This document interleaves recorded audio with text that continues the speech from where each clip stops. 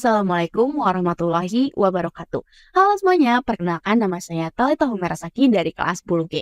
Pada kesempatan kali ini, saya akan menjelaskan tentang teori Mekah dan juga Sunan Ampel secara terperinci. Oleh karena itu, simak video ini sampai habis ya, agar kalian bisa mendapatkan manfaatnya. Teori Mekah, Arab adalah salah satu teori yang menjelaskan masuknya Islam ke Indonesia. Teori ini dianggap paling kuat dan relevan karena didasarkan pada bukti sejarah yang menunjukkan hubungan langsung antara Indonesia dan Timur Tengah. Pendapat ini didukung oleh tokoh seperti Buya Hamka yang menekankan peran para saudagar Arab yang memperkenalkan Islam dengan ajaran yang langsung dari sumbernya tanpa perantara pihak lain seperti Persia, dan juga tokoh T.W. Arnold yang mengemukakan bahwa banyak pedagang dari Arab yang mendominasi perdagangan di Coromandel, Malabar sekitar abad ke-7 dan ke-8 Masehi. Islam diperkirakan masuk ke Indonesia pada abad ke-7 Masehi, sekitar tahun 625 sampai 650 Masehi. Hal ini didukung oleh catatan sejarah yang menyebutkan adanya perkampungan Islam di Barus pada tahun 674 Masehi.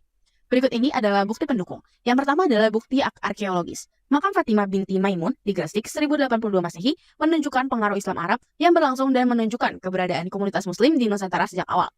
Yang kedua adalah catatan sejarah.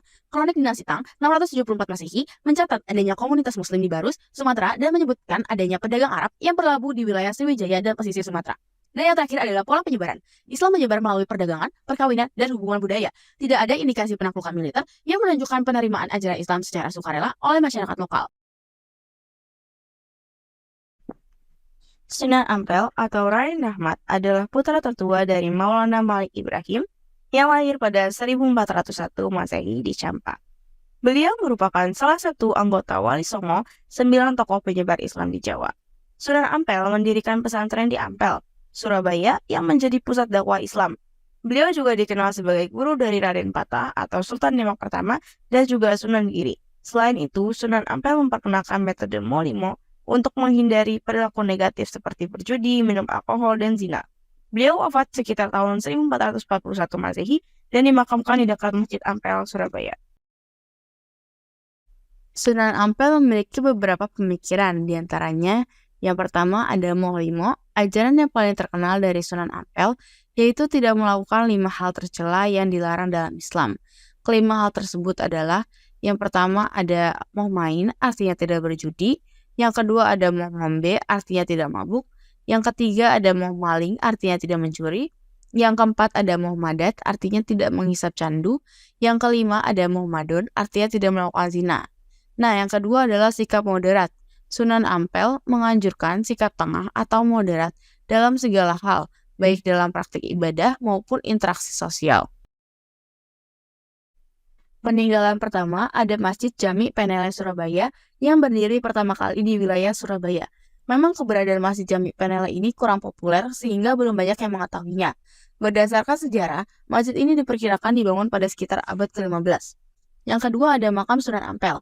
Makam merupakan salah satu peninggalan dari Sunan Ampel yang terletak di sebelah kanan depan Masjid Ampel. Di kompleks makam tersebut juga ada makam istri dan murid-muridnya. Bahkan ada juga makam murid Sunan Ampel yang terkenal bernama Mbah Salih yang berjumlah 9. Yang ketiga ada Masjid Rahmat atau Kembang Kuning. Masjid Rahmat yang berada di daerah Kembang Kuning, Surabaya juga termasuk salah satu peninggalan dari Sunan Ampel. Saat awal berdiri, Masjid Rahmat bukan tampak seperti masjid, melainkan langgar. Kemudian direhabilitasi oleh penerus Sunan Ampel sehingga diberi nama Masjid Rahmat. Dan yang terakhir adalah Masjid Ampel. Banyak orang yang sudah tahu bahwa di kota Surabaya ini berdiri masjid kuno yang megah dan masih terjaga keasliannya hingga saat ini. Masjid kuno ini bernama Masjid Ampel karena yang mendirikannya adalah Sunan Ampel. Kemasyhuran Masjid Ampel bukan hanya terdengar di Nusantara saja, tetapi di luar Nusantara juga. Teladanannya adalah gigih dalam berdakwah. Hal ini terjamin dari usahanya untuk menyebarkan Islam dari tanah kelahirannya, di Persia sampai ke tanah Jawa, mengedepankan silaturahmi dan toleransi, dan berbaur dengan masyarakat sekitar dengan berdagang.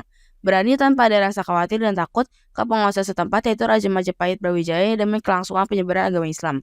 Lalu hikmah yang bisa kita ambil dalam pelajari Sunan Ampel adalah menghargai budaya lokal, mengajarkan nilai-nilai moral dan etika, mengintegrasikan tradisi keagamaan lain, dan menerapkan ajaran tasawuf.